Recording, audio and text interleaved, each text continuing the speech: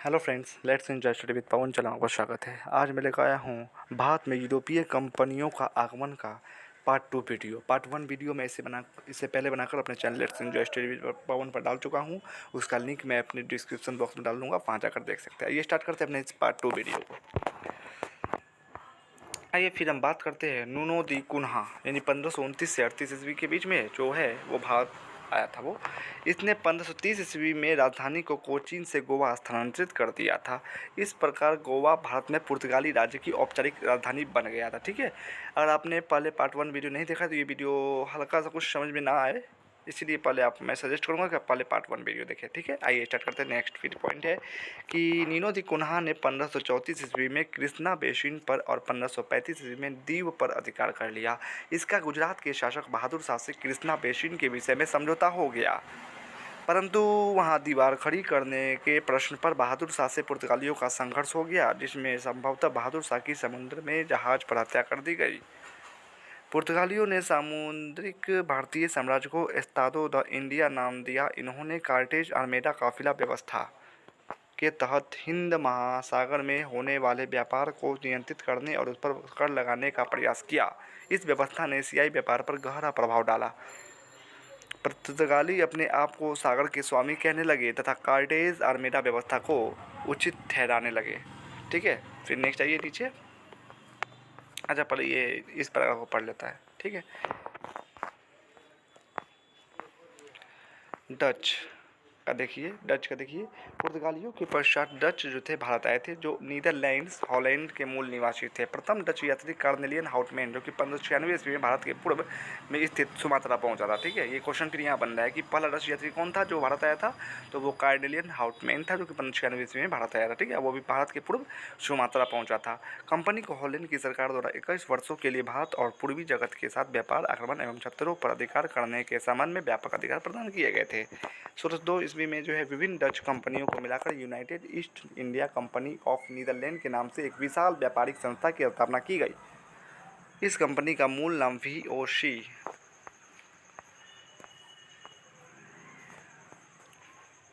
ठीक है, मूल नाम वीओसी है। इस व्यवस्था के अंतर्गत क्या हुआ कि कोई भी भारतीय या अरबी जहाज पुर्तगाली अधिकारियों से कार्टेज यानी परमिट लिए बिना अरब सागर में नहीं जा सकता था।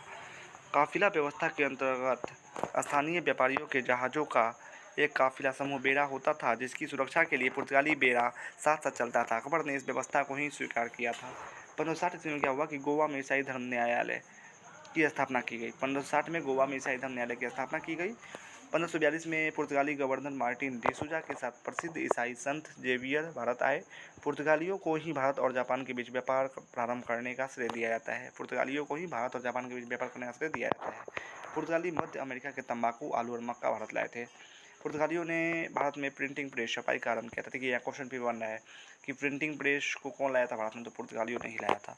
अनाज, पपीता, बादाम, काजू, मूंगफली, शकरकंद, लीची और संतरा पुर्तगालियों की ही देन है, जिसे उन्होंने अन्य देशों से प्राप्त किया था। फिर आइए देखिए यहाँ कि भारत में कुछ यूरोपीय कंपनी का आगमन कब, कौन सी कंपनी आई है, तो पुर्तगाली ईस्ट इंडिया कंपनी यानी एस्टाडो द इंडिया, पुर्तगाल का था ये कंपनी, और ये आया था 1498 में। ठीक है, कालीकट पहुंचा था और गवर्नर कौन थे, एफ.डी. अल्मीरा। ठीक है, फिर नेक्स्ट आइए अंग्रेजी east India Company, the governor and company of merchants of London trading into the east Indies. देश ब्रिटेन का कंपनी था ये, और आया था 1600 में। सबसे पहले वो सूरत में अपना कोठी खोला था, व्यापारिक कोठी खोला था वो, और सर थॉमस लो इस गवर्नर से। फिर है डच ईस्ट इंडिया कंपनी, ये हॉलैंड का था कंपनी, और 1602 ईस्वी में भारत आया था और मसूलीपट्टनम इसकी पहली व्यापारिक कोठी खुली थी, और ये गवर्नर कौन था इसका, विडनिच ओ। डेनिश ईस्ट इंडिया कंपनी, ये डेनमार्क का था और ये 1616 में आया था भारत, और स्थल इसका सुल्तानाती, और इसका गवर्नर कौन था, डी हस्तमान। फ्रांसीसी ईस्ट इंडिया कंपनी, द इंडिश ओरिएंटलिश, फ्रांस का था ये, और 1664 में भारत आया था। सूरत में सबसे पहले व्यापारिक कोठी खोला था ये, और गवर्नर कोलबर्ट मार्टिन था, कोलबर्ट या मार्टिन। नेक्स्ट है फिर स्वीडिश ईस्ट इंडिया कंपनी, वो स्वीडन का था और आया था 1731 में, सबसे लास्ट में आया था ये। और फिर गोहनबर्ग इसकी स्थल थी, और गवर्नर कौन था, विलियम यूजेलिक्स। यूरोपीय व्यापारियों का भारत आगमन क्रम, सबसे पहले पुर्तगाली आया, फिर डच, फिर ब्रिटिश, फिर डेनिश, फिर फ्रांसीसी, फिर लास्ट में स्वीडिश आया है। ठीक है, फिर नेक्स्ट है तो यहाँ आपने देखा कि VOC जो मूल नाम VOC था, यानी VOC मतलब होता है वीरी निगेड ऑस्टिन डीचे कॉम्पेन था। कंपनी के संचालन के लिए 17 सदस्यों का एक बोर्ड बनाया गया था। 1605 में मसूलीपट्टनम में प्रथम डच फैक्ट्री की स्थापना हुई।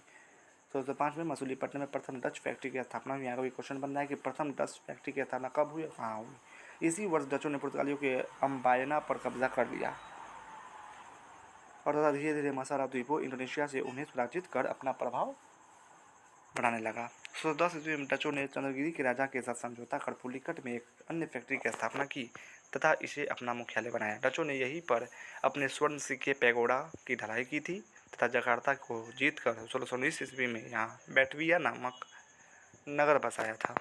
फिर नेक्स्ट पेज पे चलते हैं। तो यहाँ देखिए मैप दिया हुआ भारत में यूरोपीय कंपनियों के व्यापारिक केंद्र, देखिए ये सारे मैप पे बताए गए हैं, ठीक है, ये आप लोग देख सकते हैं। फिर आइए नेक्स्ट चलते हैं नीचे कि डचों ने 1616 में सूरत में एवं 1641 में विमलीपट्टनम में फैक्ट्रियों की स्थापना की थी। इसके अलावा बंगाल में प्रथम डच फैक्ट्री की स्थापना पिपली में 1627 में की गई थी, ठीक है। डचों ने बंगाल में सबसे पहले कहाँ पर अपनी व्यापारिक कोठी खोली थी, तो पिपली में। 1658 में तक डचों ने कासिम बाजार, बालासोर, पटना और नागपट्टनम में अपनी फैक्ट्रियाँ स्थापित कर ली थी। औरंगजेब ने 1664 ईस्वी में डचों को 3.5% वार्षिक चुंगी पर बंगाल, बिहार, उड़ीसा में व्यापार करने का अधिकार दिया था। फिर 1690 में पुलिकट के स्थान पर नागपट्टनम को डच गवर्नर का मुख्यालय बनाया गया। मालाबार के तटवर्ती प्रदेशों में कोचीन, कन्नौज और वेंगुर्ला डचों के व्यापारिक केंद्र थे। नेक्स्ट पैराग्राफ पर चलते हैं। डच फैक्ट्रियों के प्रमुख जिन्हें फैक्टर कहा जाता था, उन्हें व्यापारियों के रूप में वर्गीकृत किया गया। डचों ने मसालों के स्थान पर भारतीय कपड़ों के निर्यात को अधिक महत्व दिया।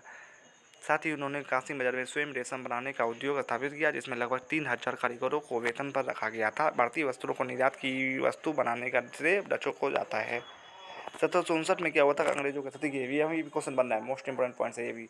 1759 में जो है अंग्रेजों के साथ बेदरा का युद्ध यानी बंगाल में हुआ था कि निर्णायक युद्ध में डच पूर्णतः पराजित हुए थे, ठीक है। तो अंग्रेज और डचों के बीच 1759 में बेदरा का युद्ध हुआ है, जिसमें डच हार गया है, ठीक है। इस पराजय ने भारत में उसकी शक्ति समाप्त कर दी, ठीक है। तो वीडियो कैसा लगा कमेंट्स में ज़रूर बताइएगा, और अच्छा लगा तो प्लीज़ प्लीज़ प्लीज़ मेरे चैनल को सब्सक्राइब करें। बाकी आप लोग कमेंट से मुझे बता सकते हैं कि नेक्स्ट वीडियो मैं किस टॉपिक पर बनाऊँ। बाकी पार्ट 3 वीडियो जो है, इसमें पार्ट 3 वीडियो में ये जो टॉपिक है वो समाप्त हो जाएगा, इसलिए प्लीज़ मेरे चैनल को सब्सक्राइब करें। Thanks for watching and subscribe for more video, for more look the description box.